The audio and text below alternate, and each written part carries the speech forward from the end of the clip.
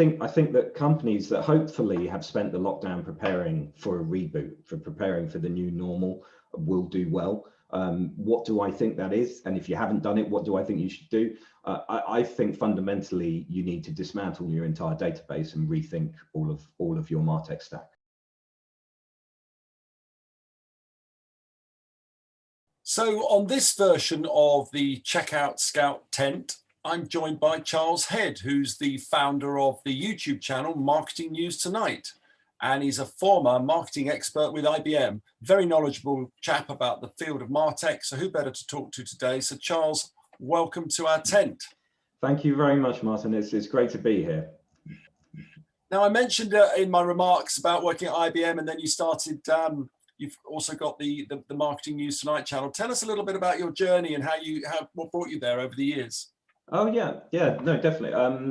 So I mean, how best to start? I think for me, my kind of love of marketing really started in my degree. So I did a business and IT degree, and one of those modules was marketing. And I had this incredible tutor who was actually a professor and a tutor in the Institute of Direct Marketing.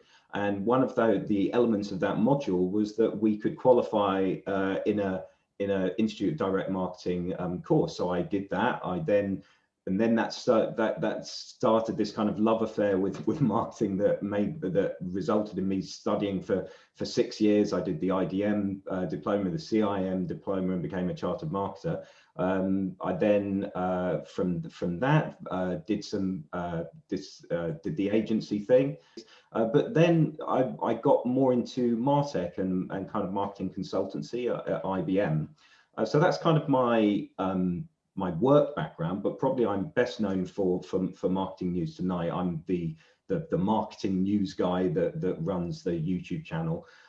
So M&T is in the top 25 marketing YouTube channels out there. There's about 100 episodes or so available on my channel and my website, which people can go and have a look. As we're great to have somebody like yourself on our little video here talking about the challenges and the opportunities. We're in this interesting phase. We all know the story now of lockdown and the virus and the pandemic and its effect on online and e-commerce, but we can now perhaps see a way forward, a way out. What do you see as the main challenges to the sort of constituency that you serve and talk about what they need to do to be ready to come out of the lockdown and make the best of the return to normal, if indeed it is that? I would say that the main thing for me is the acknowledgement that your customers have changed. So during the lockdown, people have changed their habits permanently because of the pandemic. And a lot of people say that that's an adaptation. You know, people have adapted and we've all adapted to the pandemic and stuff like that. But that does mean that we've changed. We've all fundamentally changed. And that hopefully will be temporary. It hopefully won't be long term. But I think what you used to know about your customers, you can't count on that anymore. And I was thinking about this the other day, and I liken it a bit to a dartboard. So imagine you're playing darts and you're zeroing in on the bullseye, and that was your old marketing job. That was what you used to do. You'd be throwing, and you'd be throwing pretty consistently, and then you do your test and learn, and you'd zero in on that bullseye. I think that the problem is now is that the dartboard has changed completely, and you can't necessarily count on what you knew about your customers before the pandemic.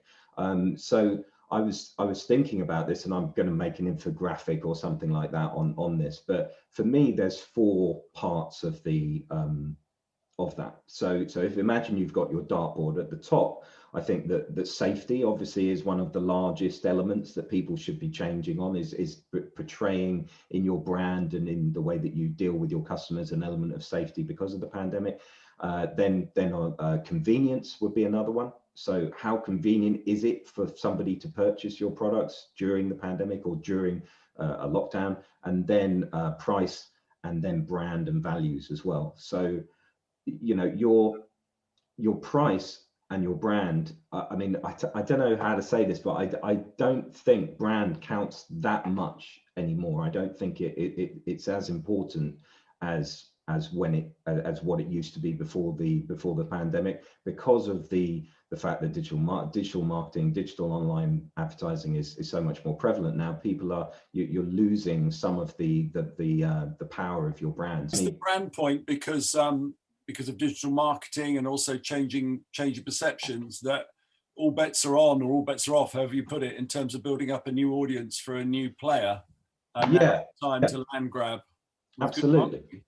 Yeah, I mean, we, as I say, everything has changed, and I don't think you can. So any decent company during this pandemic phase will have pivoted to a different policy, and that policy might overlap with what you've been doing. So you might have new entrants to your market. You might also, because people haven't been engaging physically, which is possibly one of the most powerful things that you can do with a brand, your brand will have eroded. So. I mean, I think there's some big brands out there that can weather this kind of thing, but most brands who are sort of middle tier to less tier, there should be, in my idea, a principle of modesty about your brand and how much power that actually has. So I personally think that the best way of doing that is, as I said, the safety, convenience, price and brand and values. Make sure they're there, but don't rely on them too much. And then I think the second one for me would be your MarTech stack, which I know is something very important to you, Martin. The MarTech industry has a huge amount of choice at the moment, but in these difficult times, it continues to sort of paradoxically consolidate, but yet diversify as well. So you need to keep an eye on what your own MarTech stack is, and make sure that you've got a good coherence between your marketing data and your workflow, and you've got a good app ecosystem, and you're using the capabilities of your MarTech solution to overcome all of these problems that you're going to have. Because it's a make or break year. 2021, it's going to be a make or break year, in my opinion. Okay, I understand that. I mean, that probably sort of segues into the next question about what you think good looks like in this space. What are the tips? What are the way forward to come out on top in this make or break year? So, I mean, I think that companies that hopefully have spent the lockdown preparing for a reboot, for preparing for the new normal, will do well. What do I think that is? And if you haven't done it, what do I think you should do? I think fundamentally you need to dismantle your entire database and rethink all of your MarTech stack. And it's really difficult to do that. That is not an easy thing to do. So fingers crossed, you've made efforts to do that already, and you need to do that because you as I said before, your database might be let's not say corrupt, but your database might have changed. The personalization that you're going to be marketing to your customers is probably changed. And so I think it's something like 80% of general businesses report a return on investment from personalized marketing, and if you're not personalizing your marketing to the people that have changed, then you're gonna fail.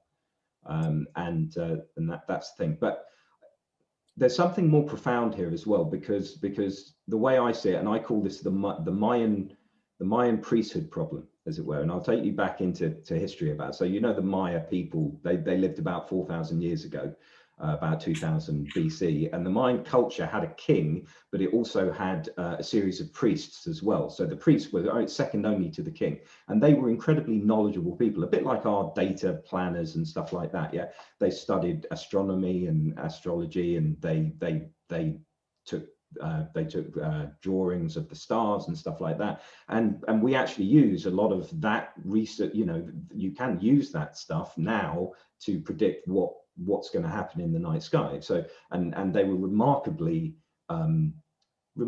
clever for their era. They could predict when eclipses would happen. But then what did they use that for? What did they use that for? They used it to divine for the king stupid things like whether he would win the next battle. So they had all of this data about the night sky, but they weren't applying it correctly. And that's what I think we have. I have a serious worry that that's what will happen to marketers who don't weather 2021 well enough. They will have a lot of data, but they won't know what to apply it to. But it's an interesting central message that you seem to be saying, that the data you relied on before pandemic may be corrupt, out of date, habits are going to change so much that you can't rely on the fact that this particular customer or cohort will do this at this calendar time or season, whatever it might be. I think so. I mean, if you look inside yourself, just think to yourself right now, how have you changed? You've changed your shopping habits. We all have. I bought things in a different way. I've bought different kind of products, and I've started to live my life in a different way. And whilst you could say that the return to the new normal would negate those, I don't see us coming out of this anytime soon in any particularly dramatic way. So as we come to the end of our little chat, got a few other sort of questions for you, kind of quick fire round, if you like. All right. Okay. Yeah, sure. You've got a burning tech stack, everything's failing. What's the one thing you keep? What's your one sort of runaway success that you must hang on to in a tech stack these days for a market? Well, I would say your core automation platform, so I think that's so if you go to one of the best ones, I love going to the Stacky Awards. I don't know if you've ever seen those before, but there's something the Chief Martech does where it's like a play on the Oscars or something like that, yeah. where people submit their slides that describe their Martech stack. And the overarching one is obviously the Martech platform, that is your automation platform that has your partnerships and your integrations with other Martech. So I would definitely keep that, unless you're willing to completely throw it to one side and install something else. But those are that's what I would keep, as it were. So the ones to check out, the ones that I quite like, HubSpot is very good. ex-IBMer is very good as well. I think ex-IBMer won the best enterprise marketing automation platform or something like that. So those are the ones to look out for. Mr. Charles Head, thanks very much for giving us That's okay. wisdom and opinions today on our CheckoutScout tent. Thank you. Thank you.